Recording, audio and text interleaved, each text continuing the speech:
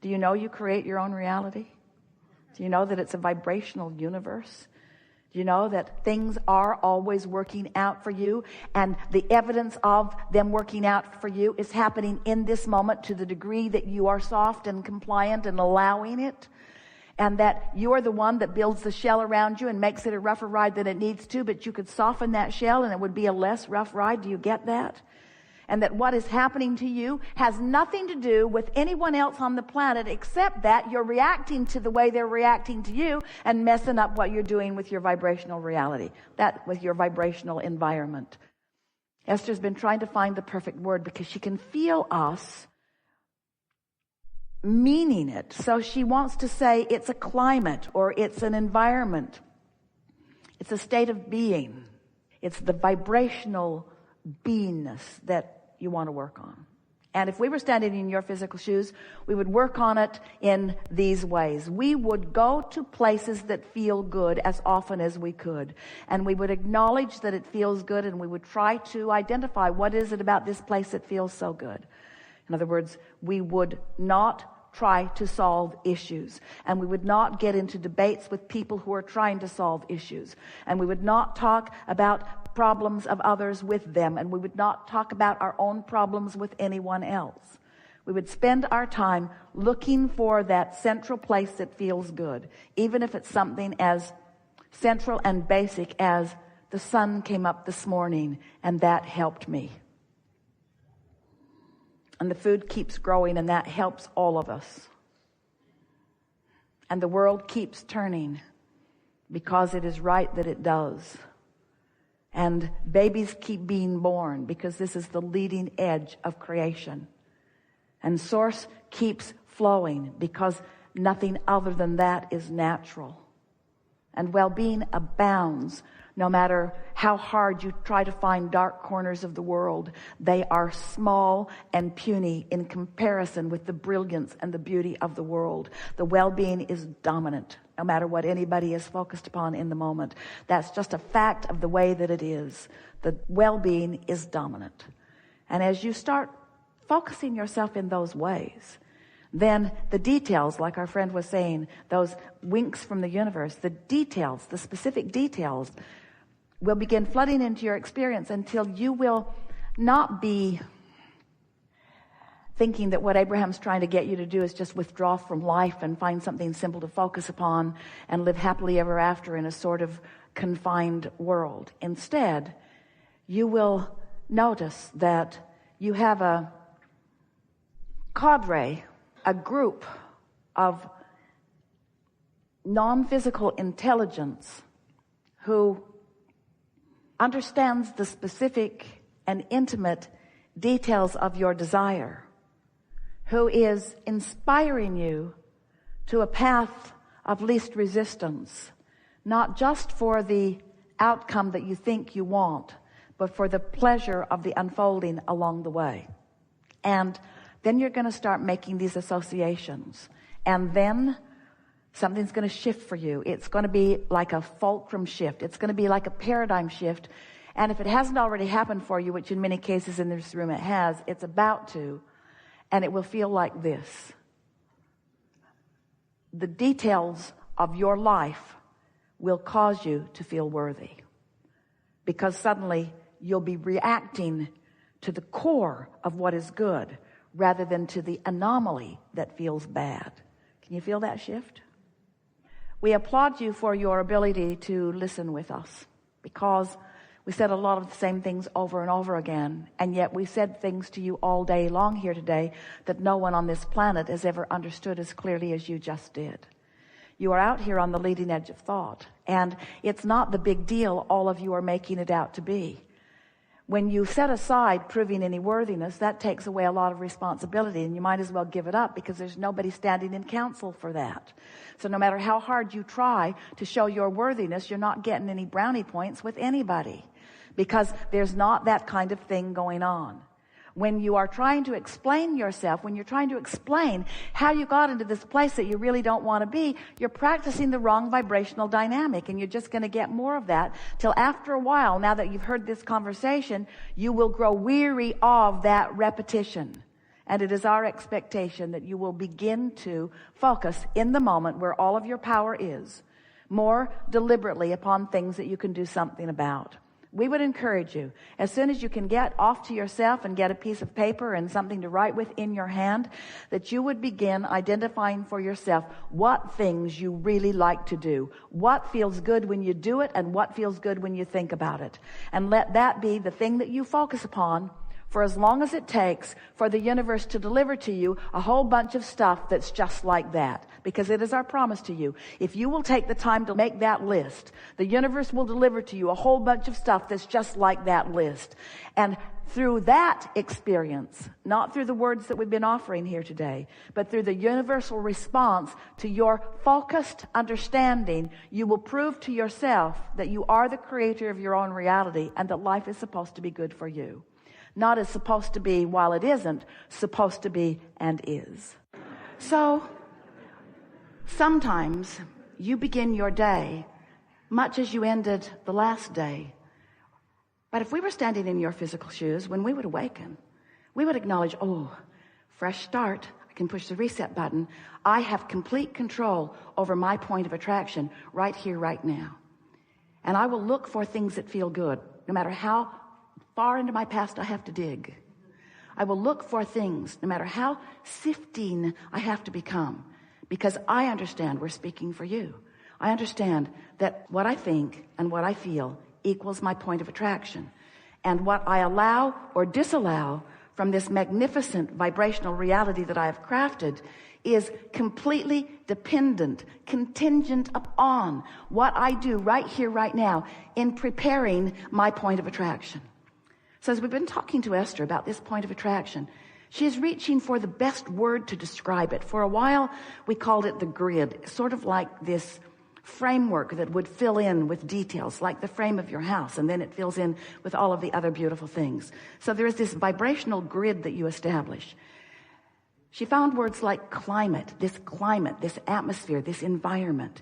It's like the petri dish that the scientists so carefully prepare so that they can grow exactly what they intend to grow in their scientific experiment.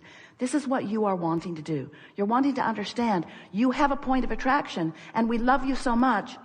You know what's coming next. You haven't been tending to your point of attraction all that well. Because instead of setting your own tone, establishing your own vibrational circuitry, instead of deciding how you want to feel and harmonizing with the energy that creates worlds, that makes you all powerful, do you know what it's like when you tune in to the energy that creates worlds? You are more powerful than millions who are not, you see. And so, doing a sales job here. We just don't think that if we were standing in your physical shoes, that we would ever think that it would be a very good idea to respond to other things that other people are doing and use that as our basis for attracting everything that comes to us. We would do it on purpose. We would say, world out there and people of the world, I love you very much and you got a lot going on, but these are the things I choose for me today. I want to appreciate where I go. I want to feel good. I want to bless this planet and all that it is. I want to feel good in my body and appreciation for it. And I'm going to practice myself in to those vibrational frequencies. And then here's the best part. Then you get to be those sitting on the front row of your own manifestations. You get to see the results of the climate that you have deliberately prepared. And another thing that's wonderful is that the first day when you wake up, oh, I'm awake. I'm going to think my thoughts on purpose. You might not make it till breakfast or to teeth brushing. You might not make it far. But if you'll again do it tomorrow and again do it tomorrow and again do it tomorrow, a week or two or three or four in, you will have substantially changed your point of attraction. And the evidence as things flow from your vortex into your realization, first in the form of emotion, and next in the form of clear thought, and next in the form of rendezvousing with this one and this one and this one. Life is supposed to be really, really, really, really fun for you. And unless you are in the driver's seat of your own life, it isn't, you see. So now you know everything we know. We've enjoyed this interaction immensely. We hope you have a really good day. We are eager to talk with you about anything that matters to you. There is nothing that is off limits. You will notice right from the first person who we play with, that it is our dominant intent to help you find a vibrational point of attraction that will serve you. That will serve you. So we are not really good sounding boards, not for long, other than maybe just establishing the point of the conversation about what's going wrong. Because we see no value in helping you to describe in any detail an event, an experience, opportunity that has not yet shown up in the way you want it to, and hold the vibration of why you don't want the rain active in your vibration. We want to talk about why you want the rain. We want to talk about why you want the gig, why you want the job, why you want the lover, why you want the fun, why you want the clarity, why you want whatever it is that you want. Because whatever it is that you want is a wonderful thing. You've crafted it out of what you've lived, and it's valid, and it is a reality, and it is a vibrational reality, and it is ready to pop for you. You've just got to find resonance with it. And that's what we're all about here. So let's go find some resonance. There are a few very brief things that we want to say to you, and then we're going to throw this open to conversation with you about anything that you want. But these are the primary elements that are important for anyone who has decided to be a deliberate creator to understand. You are vibrational first and foremost, and you are always emanating if you are conscious and awake. And so you have a point of attraction that law of attraction is always responding to. And you have control over what you emanate because you have control about what you think. And in time, you'll be able to think on purpose. The things that you're observing will no longer dictate what you're thinking. You will be able to think on purpose because momentum will allow you to do so. You know this because this is what beliefs are. A belief is just a thought that has momentum. A belief is just a thought that you keep thinking. And we want you to not beat up on yourself about your beliefs because you offer a thought and then you offer more of that thought, and law of attraction makes it easy for you to offer it more and more and more, and then something manifests that matches it, and you say, see, I knew that was true. Esther argued with us in the early days of our interaction with her. Abraham, it's true. I know you don't think I should think about that, but it is a true thing. And we would say to her endlessly, we know that it is a true thing because someone made it true. Your attention to it is going to make it true for you. Our only encouragement is that you decide before you make it true if it's something you want. Because you can make anything you want true for you if you will get the momentum of it going long enough that law of attraction can bring it to you. But most don't. You say, I want it, but, I want it, but, I want it, but. I would like this thing that never comes to me to come to me, but it never comes to me. And wouldn't it be nice if this thing that I want more than life itself would come to me and save me from the wretchedness that is my normal life experience? I so want this thing that I've never seen. I don't know anybody who's really living it except that one person who's immoral. That person who I disapprove of completely is living my dream. But of course, I do not want to dream that dream because there is immorality involved. In other words, you shoot yourself in the foot with all of these things as you're trying to mostly explain why things are not better for you. And we want you to understand that there is only one reason that things are not better for you. You've got a thought process going on that you could change if you wanted to. So this gathering is about sort of goosing up that desire and helping you to come into alignment with who you really are and all of the potential that you were born with. You're doing extremely well. We do not want this conversation to make you think that we think that you are not doing extremely well. But we know for sure that you're here because you're seeking improvement. You're here because you want to contribute. But you're here because there are questions that you would like to have answered. And there are solutions that you're looking for.